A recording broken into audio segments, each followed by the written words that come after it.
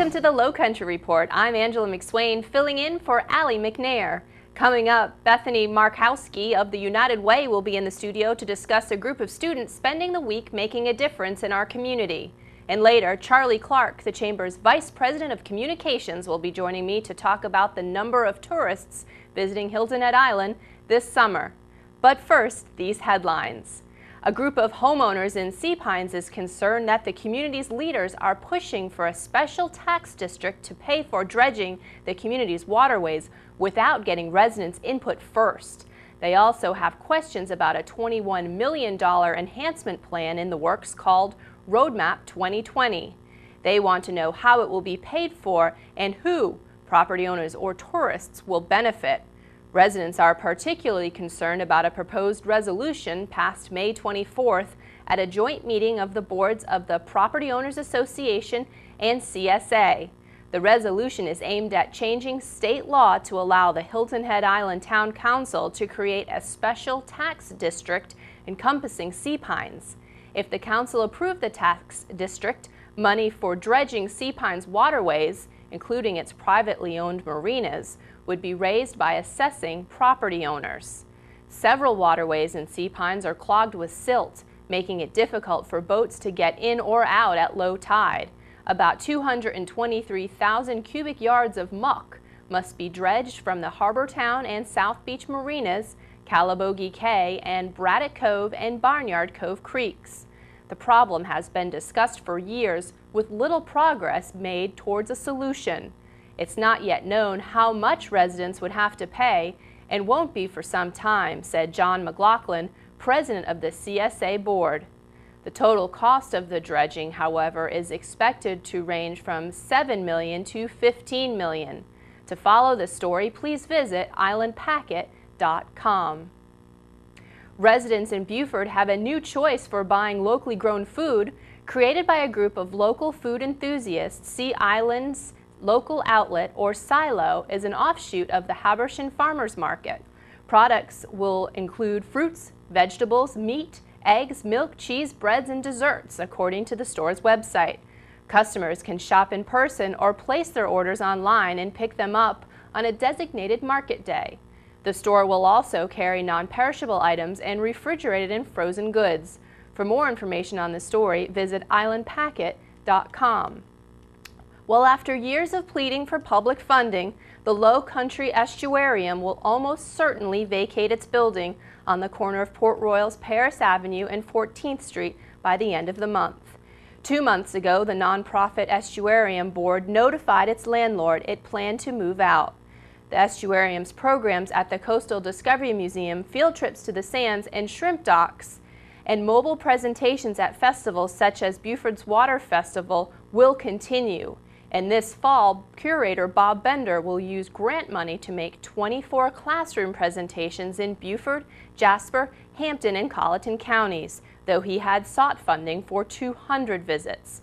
The Lowcountry Estuarium aims to provide hands-on learning about the coastal environments of the Beaufort County area, including salt marshes, beaches, coastal waters, and estuaries. It also hosts programs at schools, senior citizen centers, and other organizations.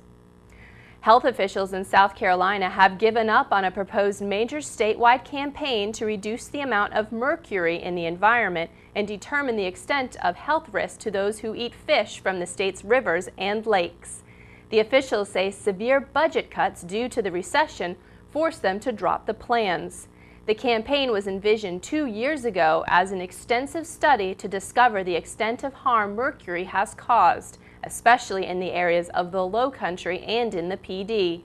Instead, health officials are working on a vastly pared-down effort that so far has tested only 100 people to determine their exposure to mercury. The state also is conducting a statewide telephone survey to get a handle on how many people have been exposed to potentially dangerous levels of mercury from eating freshwater fish. For more information about this story, please visit islandpacket.com.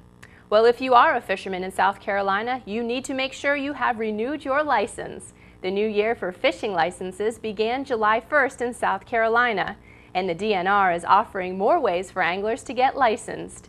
That includes saltwater fishing licenses, which have been required for only the past 2 years for those fishing from beaches and piers. The DNR online licensing site, dnrlicensing.sc.gov, allows applications to be processed online. It also lists more than 500 vendors who also sell licenses. Don't have a computer? Just call 866-714-3611. This service is available 24 hours a day, 7 days a week, including holidays. Well, the Island Packet sports editor Justin Jarrett is on the phone with us now to talk sports. Thanks for joining us today, Justin. I spent some time with you last week at the Players Amateur at Belfair. It was great to see you and great to watch some exciting golf. Yeah, it's always one of my favorite weeks of the year, right up there with the Heritage, as a matter of fact. And I know people probably think that's crazy, but there's just something great about seeing that next generation of pro golfers before they're famous, so to speak. And always some great golf out of Belfair, which is a beautiful place to spend 4 days. I mean, you can't hardly beat it. The weather's always a little warm this time of year, but the golf just as warm, and really had a good time getting to know Clemson's Corbin Mills, the champion. I played golf with him on Wednesday at the Contestant Amateur event, and got to know him pretty well. He's a good kid, and his little brother Parker, a great kid as well. He was carrying his bag for him this week, so it was fun to watch them and kind of get to know the guys. And Corbin, of course, went wire to wire, the first guy to ever do that at the Players Am, which is pretty incredible. Ben Curtis came close to doing it back in 2000. He led after the first 2 rounds, surrendered the lead in the 3rd round, and then came back to win it on Sunday. But Mills went all the way, and times yesterday it didn't look like he was going to do it. He fell 4 shots back on the front 9, but was able to come back with another great back 9. He played the back 9 in 13 under for the week, which is just phenomenal.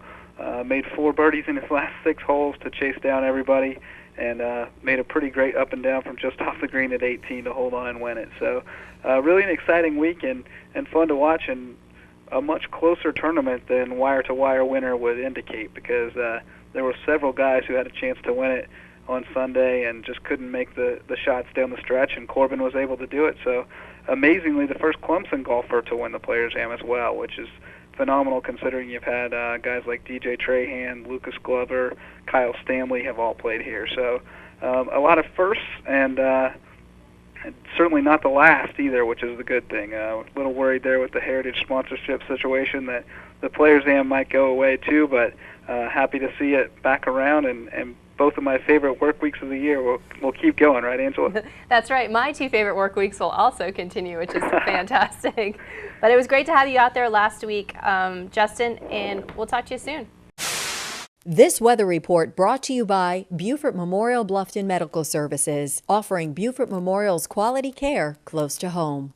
Skies will be cloudy for the next few days. On Tuesday, expect showers and a chance of thunderstorms in the afternoon, highs reaching 92 degrees. On Wednesday and Thursday, we'll see more of the same. A chance of an afternoon thunderstorm, high of 91, low of 78.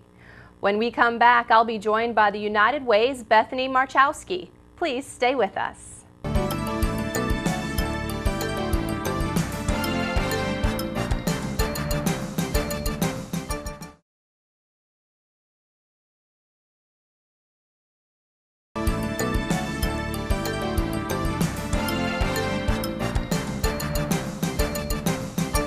Joining me now in the studio is Bethany Marcinkowski, the United Way's Resource Services Director. Thank you for joining us, Bethany.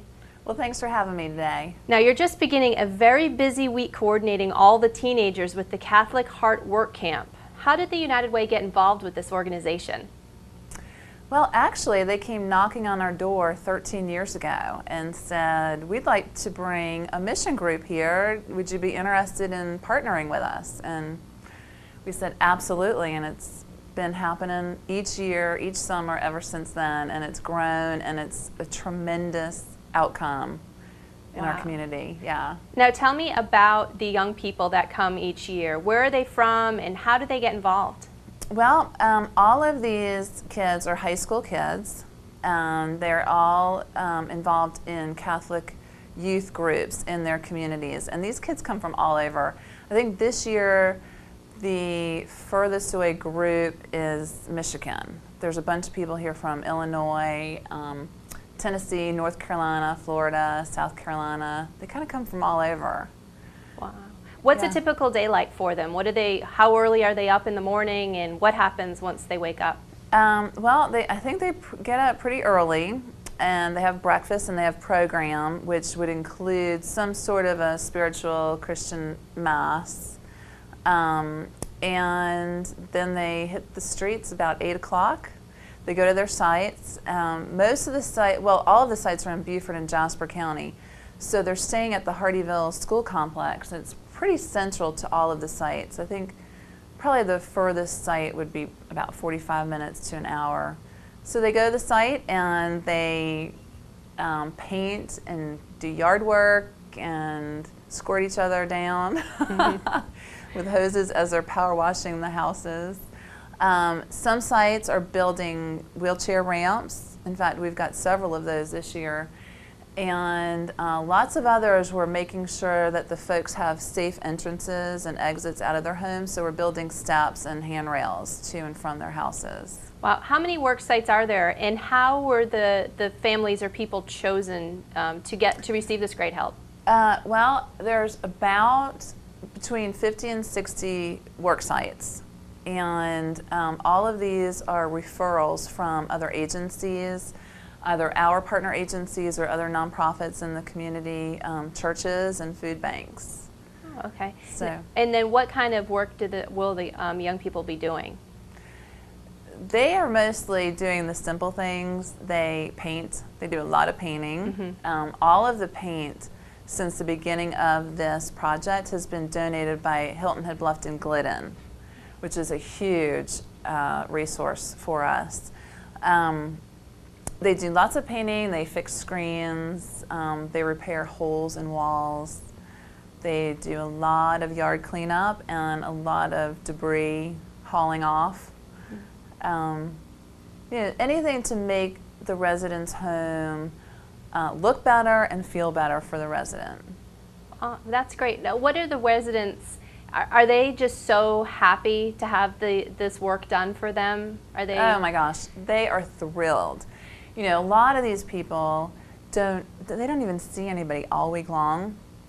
They have nobody to talk to, and this is company for them. And the kids have so much spirit and energy, and you know, they're funny. They're fun to be around, and so the residents embrace it. And lots of times, the resident will cook lunch.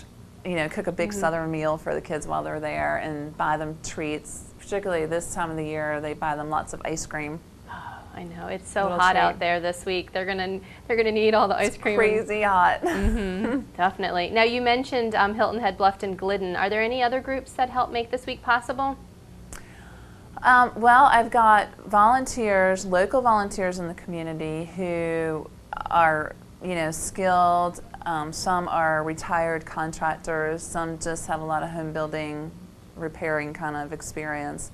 They have stepped up and they're doing a lot of the stuff that the kids can't do, the more complicated repairs. We work with the Lowcountry Council of Governments often to kind of partner and get grants from them so that some of the materials are paid for by them, and then we get a couple other grants through some other resources in the community. Is it too late to get involved? Yeah, it kind of is. It's all kind of taking place right now, but you know, it happens every year, and so if people want to keep in mind, if they want to be involved next year, to please contact me at the United Way of the Lowcountry office.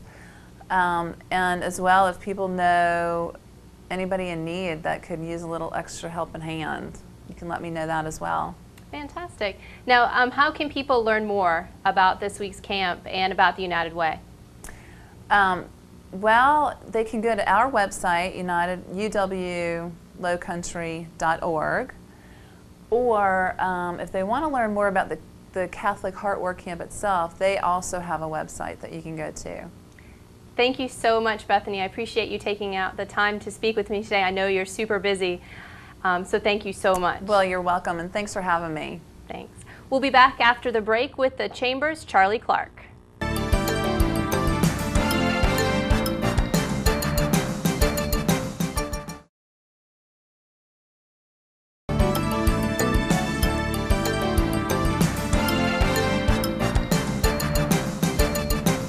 Well, the return of bumper-to-bumper traffic on US 278 heading onto Hilton Head Island may be an unwelcome sight for some local residents, but Beaufort County officials say the weekend traffic tie-ups may signal a more robust tourist season. With us to talk about these tourists is Charlie Clark with the Hilton Head Island Bluffton Chamber of Commerce. Thanks so much for joining us today, Charlie. Thanks for having me, Angela. So does that bumper-to-bumper traffic we see on Saturday mean we have more tourists coming to our island? You know, that traffic bodes really well for our island. That's the lifeblood of our economy. So seeing those additional tourists come in is a blessing. It really is. We're seeing a uptick in visitors this year to the island, just as we did last year. But this year, I think we can all feel it a little bit more maybe than last year. It's a good sign for everyone. Nice. Now, why do you think occupancy rates are up? Is anything changing? Well, just a lot of things actually come into play with that. The economy is slowly recovering, and people are kind of getting back on the road again, as well as there's some pent-up demand for travel. Things have been uncertain for the last few years, and we've been really target marketing some very key areas that are really key to our area in terms of the drive market. As you probably know, about 80% of people who get here arrive by car. So, yeah, there's a number of factors that come into play that cause the increase in tourism travel.